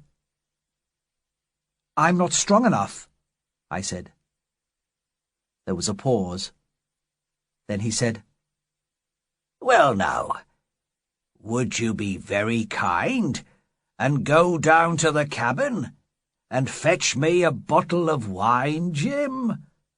This rum's too strong for my head." I listened to his words, but didn't believe them. He wanted me to leave the deck, that was clear. But why? "Wine?" I said. "Will you have white or red?" "I don't mind," he said, "as long as it's strong, and there's plenty of it." "I'll have to search for it," I told him. I went below, then took off my shoes, and went quietly up the other stairs to watch him. He was on his hands and knees, and, although his leg hurt him, he moved quickly across the deck, and took a long knife from among some ropes. I could see the blood on it. Then he hid it under his coat, and went back to his place. This was all I needed to know. Israel Hans could move about, and now had a weapon, and he was going to try to kill me. But I knew that he wouldn't use the knife until the ship was safely on the beach. I went back to the cabin, put my shoes on again, and picked up a bottle of wine. Then I went back up on deck. He took a long drink from the bottle of wine saying, "Here's luck." Afterwards, we sailed into North Inlet, and I forgot to watch Hans carefully. We were nearly on the beach, and I was looking over the side of the ship. Perhaps I heard a sound, or saw his shadow moving. I don't know. But when I looked round, there he was, halfway towards me, with the knife in his right hand. He threw himself at me, and I jumped to one side, leaving him to fall on the deck. Quickly, I took a pistol from my pocket and aimed it at him. But the powder was wet, and the pistol didn't fire. He got up and came at me with surprising speed. But suddenly, the Hispaniola hit the sand and went over on one side. We were both thrown down and began to roll across the deck. But I was on my feet first and climbed up into the sails, hand over hand. When I was in a safe place, I loaded my pistols, this time with dry powder. Hans was pulling himself up among the sails now, the knife between his teeth. "One more step," I said, "and I'll kill you." "Jim," he said. He took the knife from his mouth to speak, and looked beaten. "We'll have to make peace, you and I. You're too sharp and quick for an old sailor like me." But then, with a sudden movement, his hand went back, and something went speeding through the air. I felt a sharp pain, and I was pinned to the mast by my shoulder. In the terrible pain and surprise of the moment, both my pistols went off and fell from my hands. They did not fall alone. With a cry, Hans fell into the water. He came up, the water around him red from his blood. Then he went down again, forever. I felt sick and frightened. The blood from my wound ran over my back and chest, and the knife seemed to burn like hot iron. But I was trembling so badly that it shook the knife out of my skin, and I could move again. I climbed down through the sails, then went below to tie up my wound. There was a lot of blood, but it wasn't deep. Next, I went up on deck. It was now evening, and a light wind was blowing. So I lowered the sails before climbing down a rope and into the sea. The water was only waist deep, and I walked ashore. The sun had gone now, and once on dry land, I began to walk to the stockade. Perhaps the others would blame me for deserting, I thought. But Captain Smollett would be pleased I had taken the Hispaniola, I was sure. When I reached the stockade, the house lay in dark shadow. But on the other side, a large fire had almost burned itself out. This seemed strange, as it had not been our habit to build large fires. There were no sounds, except for the wind in the trees, and I went quietly round to the eastern side, keeping in the shadows. As I came nearer to the corner of the house, I heard my friends breathing loudly as they slept, and at once felt happier again. I got to the door and looked in, but all was dark, and I could see nothing. With my arms out in front of me, I walked in. Suddenly, there was a high voice screaming in the darkness. "Pieces of 8! Pieces of 8! Pieces of 8!" It was Silver's parrot, Captain Flint. Immediately, men began to wake up, and I heard Silver's voice shout, "Who's there?" I turned to run, crashed violently against one person, then ran straight into the arms of another. Chapter 13. A Prisoner of the Enemy. Somebody brought a light, and I saw the inside of the house. 5 pirates were on their feet, and another man was lying down with a head wound. But my heart became filled with fear when I saw no prisoners. Were my friends all dead? "Here's Jim Hawkins," said Silver. "How friendly of you to visit us, Jim." "Where are my friends?" I asked. Silver answered in a smooth voice. "Yesterday morning, Dr. Livesey came down with a white flag. 'Captain Silver,' he said, 'you've lost. The ship's gone.' We looked out, and by thunder, the ship had gone. 'Let's bargain,' said the doctor. So we bargained, and here we are in the house. And your friends? They walked off, and I don't know where they are. And now, are you going to join us, Jim?" "You're in trouble," I said.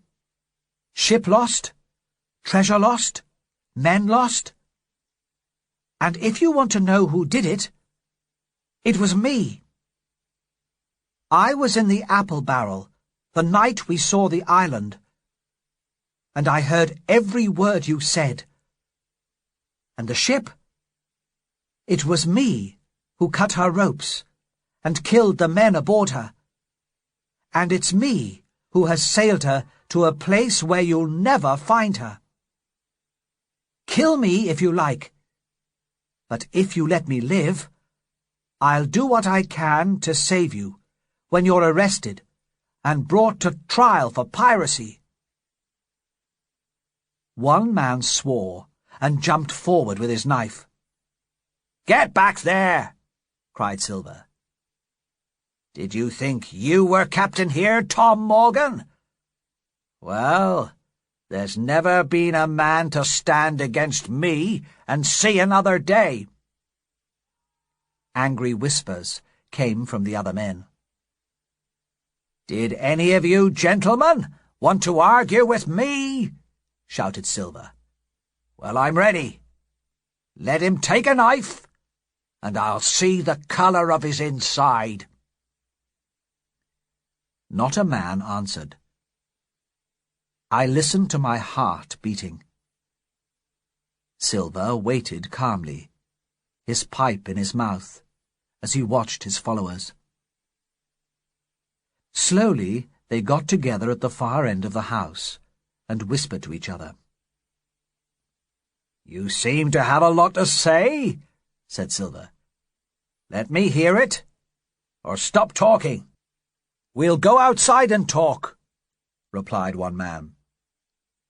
And he stepped calmly towards the door and disappeared out of the house. One after another, the rest of the men did the same. "They're going to kill you, Jim," said Silver, when the 2 of us were alone. "And they're going to stop me being their captain. When I looked into that bay and saw the ship was gone, I knew it was all over. Now, I'll save your life if I can. But it must be a bargain. You must save Long John from dying under the law." "I'll do what I can," I told him. "There's trouble coming, Jim," he said. "And talking of trouble, why did the doctor give me the map?" I stared at him in great surprise. Why, indeed? "Well, he did," Silver went on, "and that's strange." The door opened, and the 5 pirates came in. They pushed one man forward, and he gave something to Silver. The sea cook looked at what the man had given him. "The black spot," he said. He turned the paper over. "What's this? No longer captain. You're becoming quite a leading man in this crew, George Merry. You'll be captain next, I suppose. But tell me what's wrong." "I'll tell you what's wrong," said George. "First, you made too many mistakes on this trip. Second, you let the enemy out of this trap for nothing. And then there's this boy." "Is that all?" asked Silver quietly. "It's enough," replied George. "Well, I'll answer you," said Silver. "You all know what I wanted. But you wouldn't listen, would you? In my plan, we'd be on the Hispaniola now, every dead man alive, and the treasure on ship, by thunder. Next, this boy. Well, we'll use him to bargain with. He might be our last chance. And the doctor? You've been glad enough to have a doctor coming to see you every day. You, John, with your head broken? Or you, George, sick and shaken with fever only a few hours ago?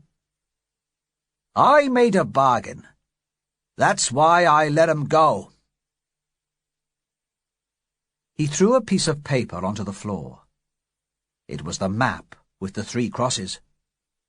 The pirates jumped on it like cats upon a mouse. "Very pretty," said George. "But how are we going to get away with the treasure when we have no ship?" "You tell me, George," shouted Silver. "You and the others lost the ship. I found the treasure. But I'll not be your captain any longer." "Silver for captain," shouted the pirates. After a moment, the sea cook smiled. "George," he said, "I think you'll have to wait a while before you get another chance to be captain." Early in the morning, Dr. Livesey came to the stockade. "We've a surprise for you, Doctor," Silver called out. "We've a little stranger here." The doctor was now inside the stockade. "Not Jim?" "The very same Jim," said Silver. The doctor stopped. "Well, well," he said. Then he went on. "Let's see these sick men of yours, Silver." A moment afterwards he entered the house. With one look at me, he went to his work among the sick. "Well, that's done," he said, after visiting each man. "And now I'd like to talk to that boy, please." "No!" cried George Merry. "Silence!" shouted Silver. "Hawkins," he went on in his usual voice, "will you promise not to escape?" I gave the promise. "Then, Doctor," said Silver, "you just step outside that stockade, and when you're there, I'll bring the boy down on the inside. You can talk through the fence." The men's anger exploded after the doctor left the house, and they accused Silver of trying to make a separate piece for himself. Silver waved the map in front of them and told them they were stupid. "By thunder!" he cried. "We'll break the peace when the right time comes. And that's not now." And then he walked out on his crutch, his hand on my shoulder. "Slowly, boy," he whispered to me. "We don't want to worry them." Dr. Livesey was waiting outside the stockade. "The boy will tell you how I saved his life," Silver said through the fence. "Will you say a good word for me?" "You're not afraid, John, are you?" asked Dr. Livesey. "I don't like the idea of dying by the law," said Silver. "And now I leave you and Jim alone." "So, Jim," said the doctor, "here you are. I'm disappointed in you. You went away when Captain Smollett was wounded, which wasn't a brave thing to do." "Doctor," I cried, "I've blamed myself enough." "Jim," said the doctor. His voice changed. "Jim, I can't have this. Jump over and we'll run." "No," I said. "I promised Silver I wouldn't escape, and I must go back. But listen. I took the ship, and she's in North Inlet, on the beach." "The ship?" cried the doctor. I told him my story, and he listened in silence. Then he said, "It's you that saves our lives, Jim. And now we'll save yours. Silver," he called. Then, as the cook came nearer, said, "Some advice. Don't hurry to find that treasure. If you do, watch out for storms." "What's the game, Doctor?" said Silver. "Why did you give me the map?" "I can't say more," said the doctor. "It's not my secret to tell. But if we both get out of this alive, Silver, I'll do my best to save you. Now keep the boy close beside you, and when you need help, shout for it." Then Dr. Livesey hurried off into the wood. Chapter 14. Looking for the Treasure. We went back to eat our breakfast. "They have the ship," Silver told the men, "and I don't know where it is. But once we have the treasure, we'll find it soon enough. I'll keep the boy close by me when we look for the treasure. Then, when we have both ship and treasure, we'll persuade Jim to join us and give him some of the treasure for all his help." The men were happy, but I was afraid. If Silver's plan came true, he would forget Dr. Livesey and the others, I was sure. And if things went wrong, how could a boy and a one-legged man fight 5 strong men? When we left the stockade, everyone had weapons except me. Silver had 2 guns, and the parrot, Captain Flint, sat on his shoulder. There was a rope around me, and I followed after Silver, who held the other end. Some of the men carried spades, others food and rum, and we made our way to the beach, where the 2 boats were waiting. The men talked about the map. The cross was too large to be of much help, and the words on the back of the map were no better. Tall tree, Spyglass Shoulder to the north of north-northeast. Skeleton Island, east-southeast and by east. We landed the boats at the mouth of the second river, then began to climb Spyglass Hill. Silver and I followed a long way behind the rest, and I had to help him. We were near the top when a man on the left cried aloud. The others started to run towards him. "He can't have found the treasure," said Morgan. And indeed, it was something very different. The bones of a human skeleton, a few pieces of clothing still on it. Cold fear filled every heart. "He was a seaman," said George Merry. "Yes," agreed Silver. "But look at the way those bones are lying. It isn't natural." The man lay perfectly straight, his feet pointing one way, his hands over his head, pointing the opposite way.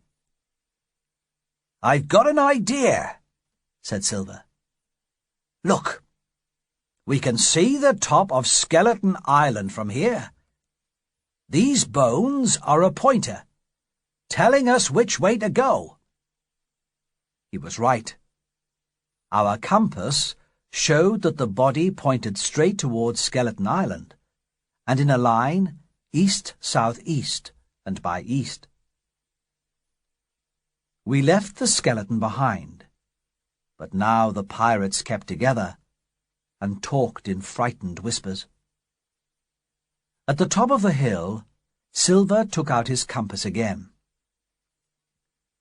"There are 3 tall trees," he said, "in about the right place. Spyglass Shoulder must be that lower place there. A child could find the treasure now." Suddenly, out of the middle of the trees in front of us, a high, shaking voice began to sing. 15 men on the dead man's chest. Yo ho ho, and a bottle of rum." The effect on the pirates was terrible to see. The colour went from their 6 faces, and they caught hold of each other like frightened children. Morgan fell to the ground, trembling with fear. "It's Flint!" cried George Merry. "No," said Silver, fighting to get the word out. "It's someone playing games. It's no ghost." Then the voice came again. "Darby McGraw!" it screamed. "Darby McGraw! Fetch the rum!"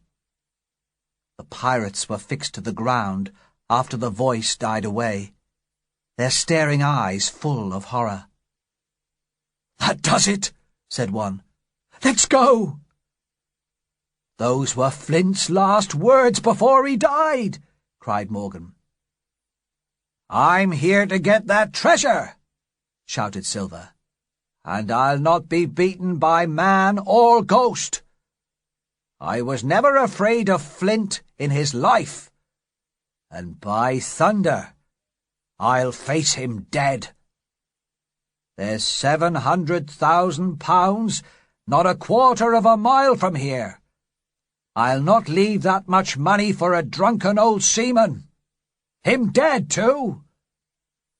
And there's something strange. There was an echo, and no man ever saw a ghost with a shadow. So why should a ghost's voice have an echo? It's not natural." The words calmed George Merry. "Yes, that's right," he said. "Now I think about it, it was like Flint's voice, but not exactly like it. It was like another person's voice, more like Ben Gunn! Shouted Silver. If it was, it's still a ghost, said Dick. Ben Gunn's not here in body, any more than Flint is. But the older men laughed.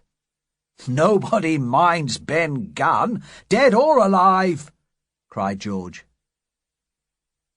The men were happy again, the colour back in their faces as they talked together and began to walk on. George Merry went first, leading the way with Silver's compass. We reached the first tall tree, but it was the wrong one. So was the second. The third was tall enough to be seen from the sea, both east and west of the island. My companions hurried on, desperate to get their hands on the 700,000 pounds in gold, which lay somewhere under the tree shadows. Silver pulled at the rope that held me, and turned his eyes upon me with a deadly look. I could read his thoughts. So near to the gold now, everything was forgotten, his promise and the doctor's warning. I knew he hoped to take the treasure, cut every honest throat on that island, find and board the Hispaniola at night, and sail away, a rich man and a murderer. Suddenly, George Merry shouted, "All together, boys!" and the men began to run.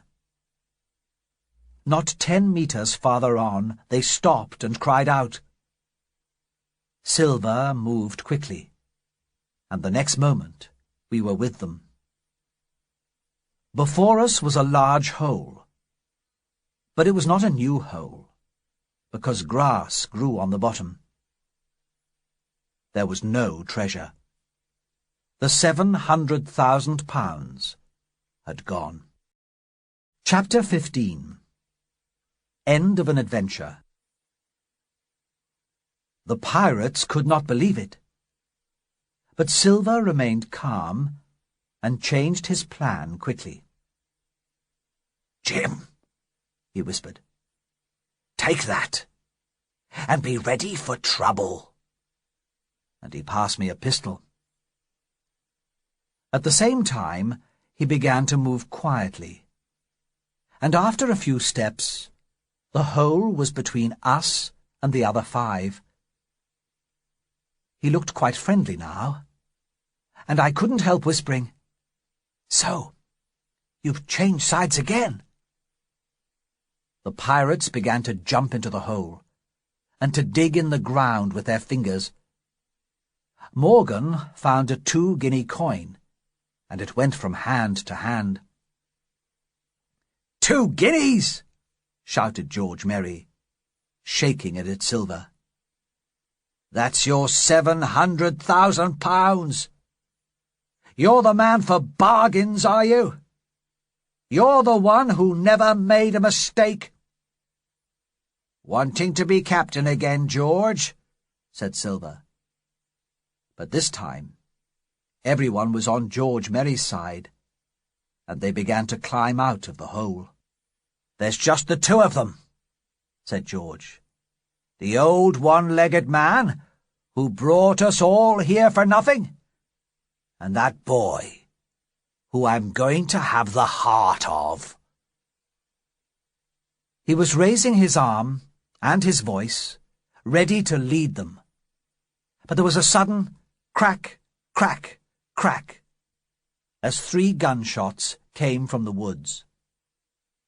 George Merry fell head first into the hole, and another fell on his side, dead. The other 3 turned and ran. A moment later, Dr. Livesey, Gray, and Ben Gunn joined us with smoking guns from among the trees. "Keep them off the boats!" cried the doctor.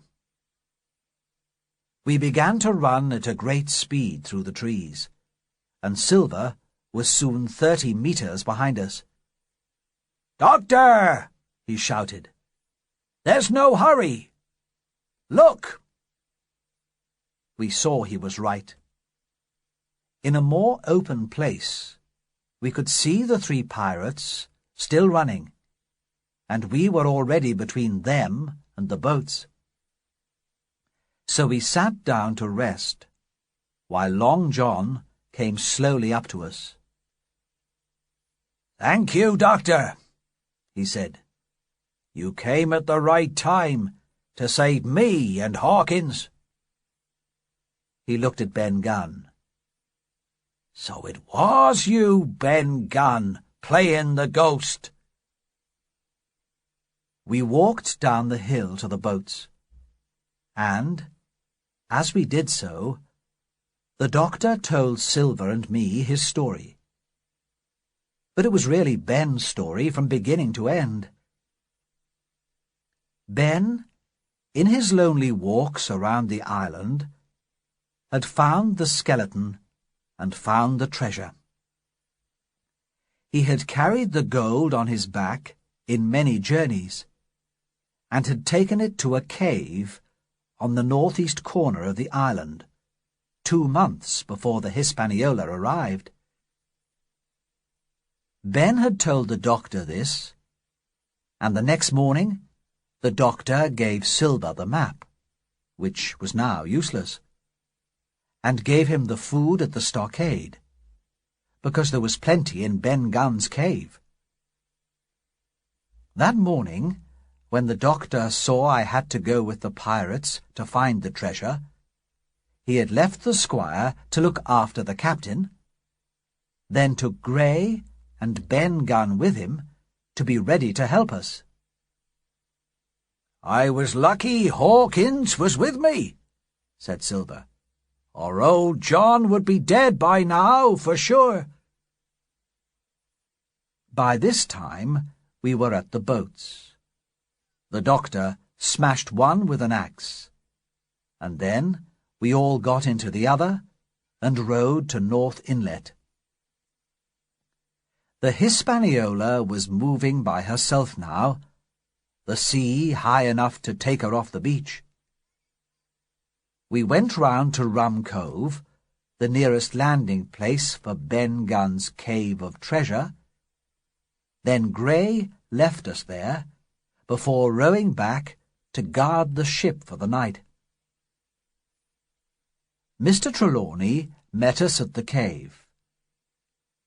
He didn't blame me for my desertion, but he spoke differently to Silver. "Silver," he said, "you're a scoundrel and a murderer, but I'm told that I must save you from the law." "Thank you, sir," replied Long John.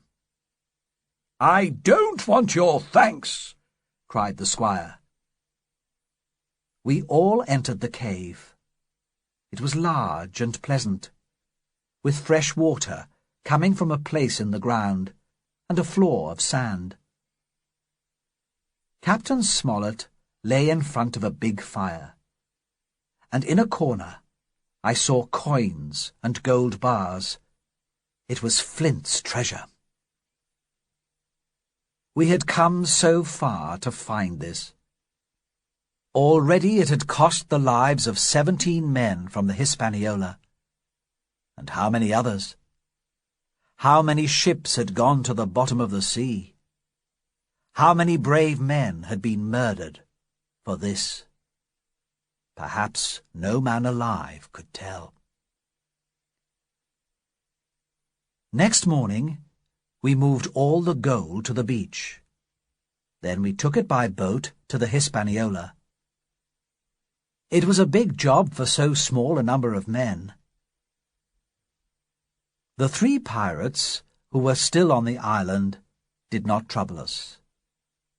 They were not going to fight any more, and we decided we must leave them on the island. We left powder, food, clothes, and medicine for them. Then at last, one sunny morning, we sailed out of North Inlet and towards the nearest port in Spanish America. Before afternoon, Treasure Island had disappeared from view, and I had never felt happier to leave a place behind. The sun was going down when we sailed into the port, and the doctor and Mr. Trelawney took me on shore. When we came back, Ben Gunn was waiting for us. "Silver has gone," he told us, "but not empty-handed. He's taken one of the bags of coins, perhaps worth 300 or 400 guineas. I think we were all pleased to lose the scoundrel at so small a price. We found a crew for the ship at the port, and then had a good voyage home. Only 5 of the men who had sailed from Bristol with the Hispaniola returned with her. We all took a large piece of the treasure, and some used it sensibly, and some did not. Captain Smollett no longer goes to sea. Gray saved his money, and is now half owner and captain of a fine ship. Ben Gunn got £1,000, which he spent or lost in 3 weeks. Then he came begging, and was given a job as a gatekeeper. Of Silver, we have heard no more. That frightening seaman with one leg has gone out of my life. I will never return to Treasure Island, but in my worst dreams I still hear the sharp, high scream of Captain Flint, the parrot. "Pieces of 8! Pieces of 8!